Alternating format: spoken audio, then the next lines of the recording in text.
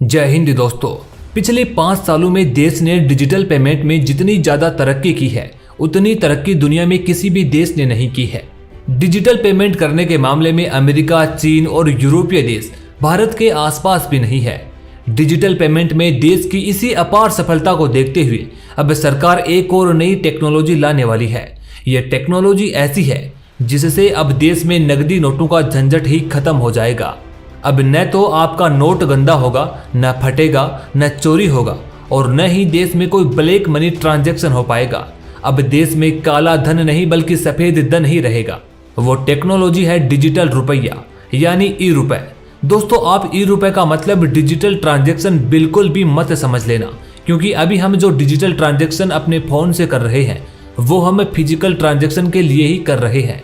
लेकिन ई रुपी एक अलग करेंसी आने वाली है।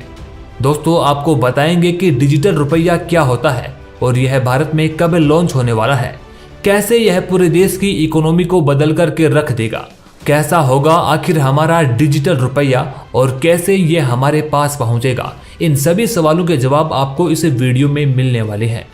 मान लीजिए दोस्तों, आपके पास 100 रुपए का नोट है और किसी चीज को खरीदने के लिए आप उस 100 रुपए के नोट को सुबह के वक्त खर्च करते हैं और वो 100 रुपए पूरे शहर में सारे दिन किसी दुकानदार के हाथों, किसी कस्टमर के हाथों घूमता रहता है। तो सोच करके देखिए कि शाम तक उस 100 रुपए की कंडीशन कैसी होगी, क्योंकि पूरे दिन भर में उस नोट ने कितनी लंबी यात्रा की होगी और जिस कंडीशन में यह सुबह था वैसी कंडीशन में यह शाम तक नहीं रहता है, क्योंकि कईयों ने इसे हाथ में मरोड़ा होगा, किसी ने इसे वॉलेट में भी डाला होगा, तो इसकी हालत पहले वाली नहीं रहेगी।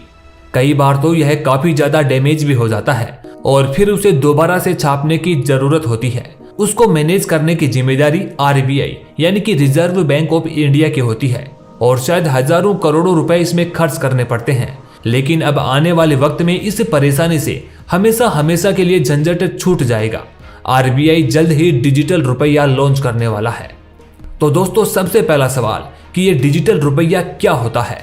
अगर आसान भाषा में कहूं तो आप जो डिजिटल पेमेंट करते हो, चाहे पेटीएम से करते हो, फोन पे करते हो, गूगल पे करते हो, लेकिन जो रुपया आपका बैंक में है वो एक फिजिकल करेंसी है।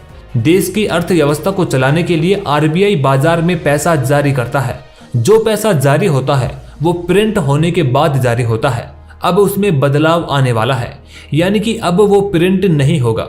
अब आरबीआई प्रिंट करके जारी करने की जगह है डिजिटल रुपया जारी करेगा। दोस्तों, आज आरबीआई जो रुपए छापता है उसको देश के गांव-गांव के बैंक तक पहुंचाता है। इसके साथ ही बहुत बड़ी सिक्योरिटी भी उसे देनी पड़ती है। इस पूरे लॉजिस्टिक पर करीब 5000 करोड़ रुपए का खर्चा आता है। वो सारे खर्चे अब कम हो जाएंगे और एक डिजिटल रुपया आ जाएगा। इससे फायदा ये रहेगा कि अभी जो करेंसी प्रिंटिंग है वो धीरे धीरे कम होती जाएगी।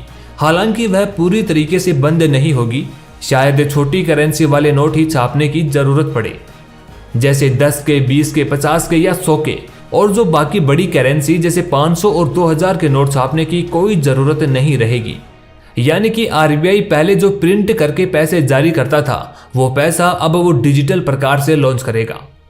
अब आपके मन में एक सवाल और आएगा कि जैसे अब वाले जो नोट होते हैं उनको तो हम अपनी जेब में रख लेते हैं, अपने वॉलेट में रख लेते हैं, यहाँ तक कि घर में भी दबा के रखते हैं, लेकिन उस डिजिटल करेंसी को कहाँ पर रखेंगे? क्या उसके लिए अलग से अकाउंट खुलवाने की जरूरत होगी? तो दोस्तों, ये आपके घर पर नहीं रखा जाएगा। मान लीजिए आज आपके खाते में 1 लाख रुपए जमा है, तो वो 1 लाख का 1 लाख ही रहेगा और जैसे आप उसे पहले ऑपरेट कर रहे थे, काम में ले रहे थे, आप बिल्कुल वैसे ही काम में भी लेते रहेंगे। लेकिन अब आरबीआई ये बदलाव कर रही है कि वो डायरेक्ट आपके फोन में ही आ जाए। यानी पहले जो पैसा आरबीआई छापती थी, फिर बैंकों तक पहुंचाती थी और फिर बैंक आपको देते थे, अब वो पैसा आरबीआई डायरेक्ट ही आपके फोन में भेज देगी। यानी एक तरह से आपका मोबाइल नंबर ही आपका बैंक अकाउंट बन सकता है और फिर आप अपना ट्रांजैक्शन जैसे पहले करते थे वैसे ही कर सकते हैं। तो यहाँ पर एक सवाल और आता है कि जो डिजिटल रुपया हमारे फोन में आरबीआई डायरेक्ट भेज देगी वो हमें कौन से वॉलेट में रखना होगा? क्या इसके लिए अलग से कोई ऐप डाउनलोड करना होगा? तो दोस्तों, आज भी तो आप यही कर रहे हो। आज भी हम कई ऐप जैसे फोन पे, गूगल पे, पेटीएम, अलग अलग ऐप डाउनलोड करके रखे हुए हैं। इनके भी वॉलेट होते हैं। बिल्कुल वैसे ही अब आरबीआई का एक नया वॉलेट मिल जाएगा। दोस्तों, आज पूरे देश में डिजिटल पेमेंट सिस्टम लगातार बढ़ता ही जा रहा है। आज हम रुपए का लेन देन पूरे देश में महज 10% करते हैं। बाकी हम निफ्ट से करते हैं, बड़ी राशि को अलग माध्यम से करते हैं, छोटी राशि को हम यूपीआई के द्वारा करते हैं। यूपीआई ही एक ऐसी टेक्नोलॉजी है जो आज भारत में चाय वाले से लेकर सब्जी वाले तक यूज कर रहे हैं। अब वो करीब 10 से 15% है, बाकी का केवल मात्र 10% ही हम केस को हैंडल करते हैं। और मार्केट में फिलहाल के वक्त 29 लाख करोड़ का केस मौजूद है। तो ये जो अब नया वॉलेट सिस्टम आने वाला है बिल्कुल उसी पर आधारित होगा, केवल उसकी प्रोसेस करने में बदलाव आएगा। अब तक वो आपके खाते में फिजिकल रूप से रखा हुआ होता है और जब आपकी इच्छा होती है तब आप उसको निकलवाने चले जाते हैं, लेकिन अब ऐसा नहीं होगा। अब वो डिजिटल हो जाएगा, यानी जो प्रिंट होके आपके बैंक के खाते में आपका पैसा रखा हुआ होता है वो प्रिंटेड नोट अब आपको नहीं मिलेंगे। अब आप केवल डिजिटल रूप से फोन से ही उसको काम में ले सकते हैं और बिल्कुल चुटकियों में आपका पेमेंट इधर से उधर कर सकते हैं। दोस्तों, मार्केट में अभी जो 29 लाख करोड़ रुपए की फिजिकल करेंसी देश भर में मौजूद है, तो क्या जो नया ई रुपया आएगा वो इसी फिजिकल करेंसी में जोड़ करके लाया जाएगा या फिर अलग से निकाला जाएगा? तो दोस्तों, अगर डिजिटल करेंसी अचानक से देश में ज्यादा जारी हो जाती है तो वो रुपये के वैल्यू को कम ज्यादा कर देगी। अगर आरबीआई ने डिजिटल रुपया को जो 29 लाख करोड़ नकदी है उससे ज्यादा रिलीज कर दिया तो मार्केट में ज्यादा करेंसी आ जाएगी और इससे क्या होगा कि डॉलर के मुकाबले हमारा रुपया नीचे गिरता जाएगा। जब आरबीआई ई रुपया जारी करेगा तो मार्केट में से थोड़ी बहुत नगद करेंसी वो वापस अपने पास ले लेगा और फिर उसकी जगह पर डिजिटल रुपया निकालेगा। यानी मार्केट में जितना पैसा अभी मौजूद है, डिजिटल करेंसी आने के बाद भी उतना ही पैसा मार्केट में मौजूद रहेगा ताकि स्टेबिलिटी बनी रहे। दोस्तों, कई लोगों का मानना है कि ये बिटकॉइन के जैसे काम करेगी। तो दोस्तों, आपको बता दूं कि उसका कॉन्सेप्ट भले ही बिटकॉइन के जैसा हो, लेकिन ये बिटकॉइन बिल्कुल भी नहीं है। अभी मार्केट में जो बिटकॉइन है उसका कोई बेसिक्स नहीं है। कब वो ऊपर चढ़ जाता है और कब नीचे गिर जाता है कोई पता नहीं चलता है। लेकिन यहाँ पर आरबीआई ई रुपया को मैनेज करेगी। जैसे आरबीआई फिजिकल करेंसी को एक वैल्यू देता है कि ये 100 रुपए की है, ये 500 की है या 2000 की है, वैसे ही वह डिजिटल करेंसी को भी एक वैल्यू देगा। यानी कि रुपए की जो एक्चुअल कीमत है डिजिटल करेंसी में भी उसकी वही कीमत रहेगी। यानी कि यहाँ पर हमारे रुपए की सुरक्षा और ज्यादा मजबूत हो जाती है। इसका वैल्यू क्रिप्टो करेंसी के जैसे ऊपर नीचे नहीं होगा। दोस्तों, इसका एक बड़ा फायदा यह भी रहेगा कि अब मार्केट में जाली नोटों का फ्रॉड नहीं चल पाएगा। यह टेक्नोलॉजी इतनी मजबूत है कि यहाँ पर कोई जाली नोट चला ही नहीं सकता। ऐसे में हमें अपनी डिजिटल करेंसी को लेकर किसी भी प्रकार की चिंता करने की कोई जरूरत नहीं है। आज कहीं अगर देश में काला धन पकड़ा जाता है, कहीं तकियों के नीचे, कहीं बेड के नीचे, तो उसको गिनने में एजेंसियों को भी काफी मेहनत करनी पड़ती है। लेकिन डिजिटल करेंसी में तो गिनने की जरूरत ही नहीं है। यहाँ पर तो पूरा ट्रैक ऑनलाइन मौजूद रहेगा। मार्केट में मौजूद रहेगी तो केवल छोटी करेंसी, और छोटी करेंसी को काले धन रखने वाले रखेंगे भी तो कितना रखेंगे।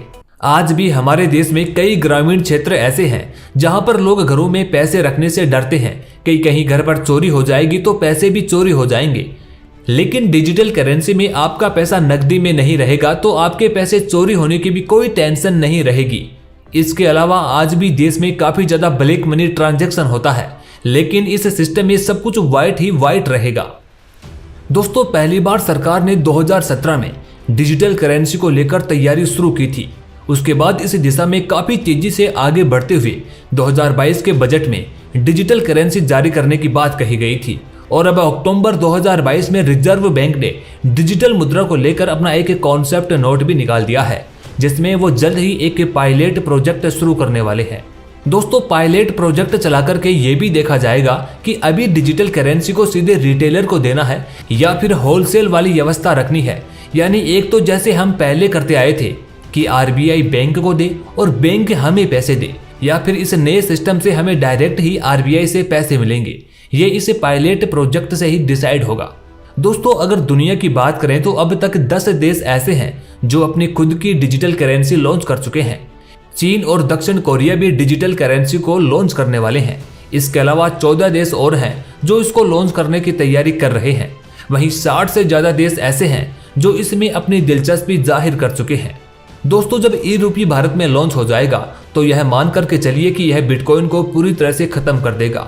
इसके अलावा जब एक तरह से हमारा मोबाइल ही हमारा अकाउंट बन जाएगा तो सरकार की ओर से आने वाली योजनाएं सीधे लाभार्थी के फोन में पहुंच जाएंगी और उसे बैंक के भी चक्कर काटने की जरूरत नहीं रहेगी। और मान करके चलिए कि भविष्य में यही देश की एक प्राइमरी करेंसी बन सकती है। खैर दोस्तों, अब बात इसके दूसरे पहलू की भी कर लेते हैं, यानी इसको लेकर क्या चुनौतियां हो सकती हैं। सबसे पहली है साइबर सिक्योरिटी। अगर फोन में आप गलत लिंक पर क्लिक कर दें तो मिनटों में आपका अकाउंट साफ हो जाएगा। दूसरी बात है लोगों के बीच इसकी स्वीकार्यता, यानी क्या लोग इस टेक्नोलॉजी को स्वीकार कर पाएंगे। तीसरी चुनौती है इसके लिए इंफ्रास्ट्रक्चर को तैयार करना। सरकार को इसे शुरू करने में काफी सारा इंफ्रास्ट्रक्चर का विकास करना पड़ेगा।